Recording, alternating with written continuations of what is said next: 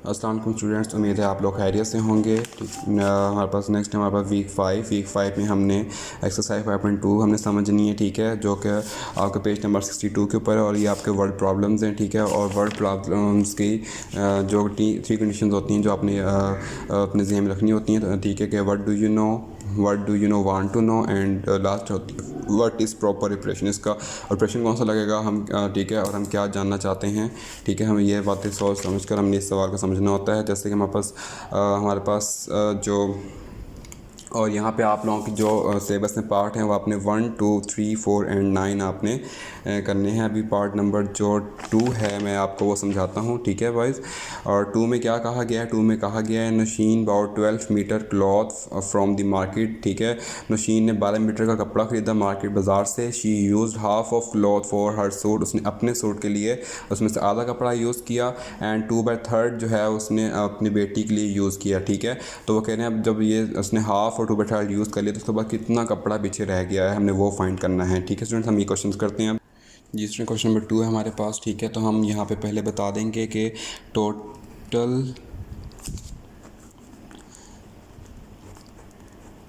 Total length of, ठीक है, cloth कितनी है यहाँ पे 12 मीटर, ठीक है स्टूडेंट।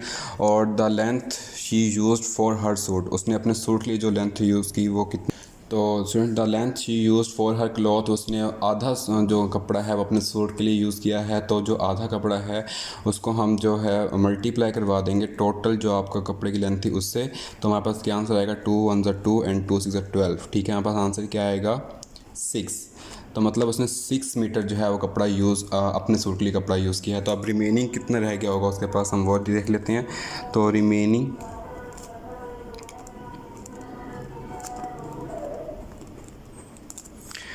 क्लॉथ रह गया उसका टोटल क्लॉथ में से, ठीक है, लेंथ में से माइनस कर देंगे तो 6 मीटर हमारे पास रह गया है, ठीक है। अब उसके अलावा उसने जो क्लॉथ अपनी डॉटर के लिए यूज़ किया है, the cloth she use for her daughter, ठीक है, वो 2/3 था।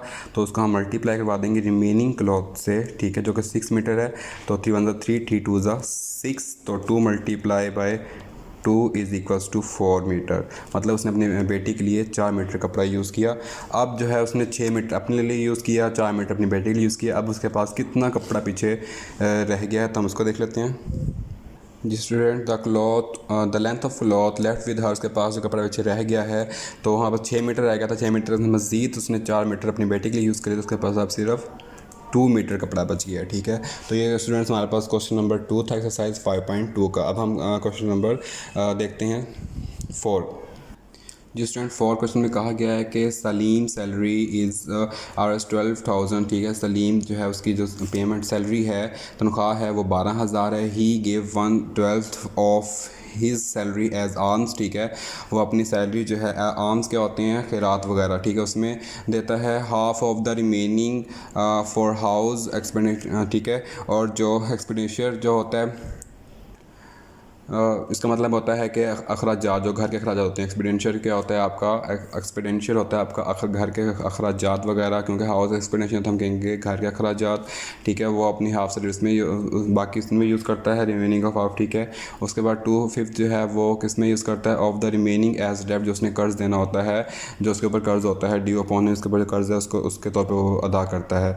तो what is the remaining salary with him, तो उसके बाद कितनी सैलरी पीछे रह जाती है, हमने वो फाइंड करनी है। जी स्टूडेंट, सलीम सैलरी जो हमारे पास 12,000 है और ही गिव्स एज आर्म्स, ठीक है, वो खुराक के तौर पर जो देता है वो कितने हैं 1/12 हिस्सा जो है वो अपनी तनख्वाह से देता है। मतलब उसको मल्टीप्लाई करवा देंगे इसकी टोटल सैलरी से, ठीक है। तो हमारे पास आ जाएगा 1000।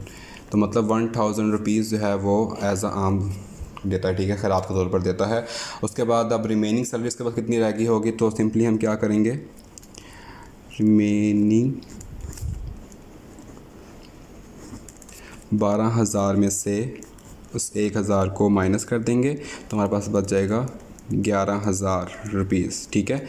अब 11,000 रुपीज़ बच गए हमारे पास। अब जो है हाउस, ठीक है, जो घर के खर्चात हैं उसमें उसकी कितनी होती हैं वो देखते हैं। हाउस एक्सपेंडिचर, ठीक है, तो उसमें कहा गया था कि हाफ़, ठीक है, हाफ़ जो है वो रिमेनिंग जो होती है उसका हाफ़ जो है वो घर के अखराजात में खर्च हो जाते हैं। तो 1/2 को मल्टीप्लाई करवा देंगे हम 11,000 से, ठीक है। तो हो जाएगा 2 5 10, 1 शिफ्ट हो गया, 2 5 10 00, ठीक है। तो वो कितना बनेंगे 5,500 रुपीज़ जो है वो उसके पास जो पैसे हैं वो घर के अखराजात में खर्च हो जाते हैं। अब रिमेनिंग अमाउंट कितनी रहेगी उसके पास,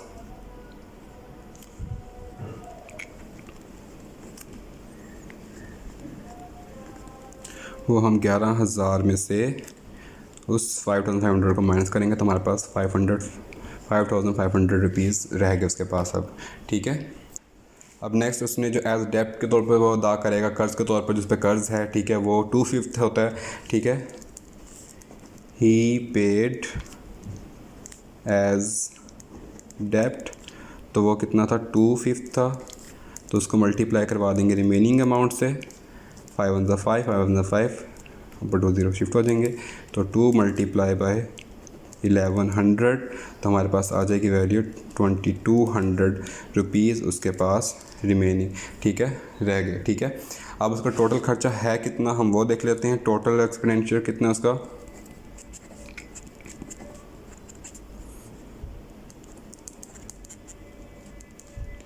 तो 1000 दिया उसने आर्म्स, ठीक है, खैरात के तौर पर, और 5500 दिया उस घर के अखराजात में खर्च हो गए, और उसके अलावा 2200 जो है वो एज अ डेप्ट उसने दिया, और टोटल मिलाकर इसका 8,700 रुपये उसके सैलरी में से खर्च हो गए। तो अब रिमेनिंग अमाउंट कितनी है उसके पास रह जाएगी, रिमेनिंग अमाउंट क्या रह जाएगी, तो 12,000 में से हम माइनस कर देंगे 8,700 रुपये, तो रिमेनिंग अमाउंट उसके पास रह जाएगी 3,300, ठीक है स्टूडेंट्स। और यही हमारा आंसर है, ये हमारा क्वेश्चन नंबर जो था वो 4। उम्मीद है आप लोग समझ आ गए होंगे। अब हम मूव करते हैं क्वेश्चन नंबर 9 की तरफ, जिसमें क्वेश्चन नंबर 9 में कह रहा है द प्राइस ऑफ केमिकल, ठीक है, केमिकल की जो कीमत है, जो केमिकल का वज़न जो है वो 16 किलोग्राम है, उसकी कीमत जो है वो हमारे पास है 1429.60।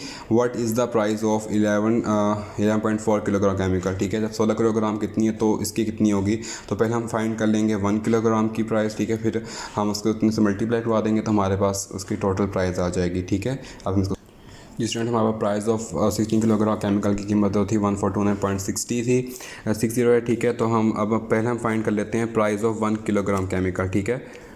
प्राइस ऑफ 1 किलोग्राम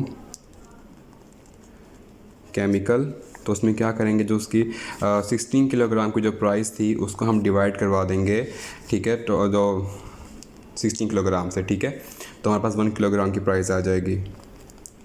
और मैंने आपको डेसिमल्स का रूल बता चुका हूँ पहले, ठीक है। तो जब आप डिवाइड करवाएंगे तो आपके पास जो आंसर आएगा वो आएगा 89.35, ये 1 किलोग्राम की हमारे पास वैल्यू आ गई, ठीक है। अब हम फाइंड करेंगे प्राइस ऑफ 11.4 किलोग्राम, तो उसमें क्या करेंगे हम, जो आपने 1 किलोग्राम की प्राइस निकाली उसको मल्टीप्लाई करवा देंगे 11.4 किलोग्राम केमिकल, ठीक है। तो जो आपकी प्राइस किलोग्राम को मल्टीप्लाई करवा देंगे 1 किलोग्राम की, सॉरी पॉइंट यहाँ नहीं आएगा, यहाँ आएगा इसके साथ। तो जो मल्टीप्लाई का रूल वही है डेसिमल्स का, जो मैंने आपको पहले समझा चुका हूँ। तो आपके पास जो वैल्यू आएगी 1018.59, मतलब कि 1018.59 जो है रुपीज़, वो आपके पास 11.4 किलोग्राम केमिकल की प्राइस होगी। ये आपका क्वेश्चन नंबर 9 था, एक्सरसाइज 5.2 का, ठीक है। और इसके अब सिलेबस में देखते हैं, तो यहाँ पे जो क्वेश्चन नंबर 2, 4 एंड 9 मैंने सॉल्व कर दिया, बाकी रिमेनिंग पार्ट्स अपने नोट से आप सॉल्व करेंगे। उम्मीद है आप लोगों को समझ आ गई होगी स्टूडेंट्स। अल्लाह हाफिज़।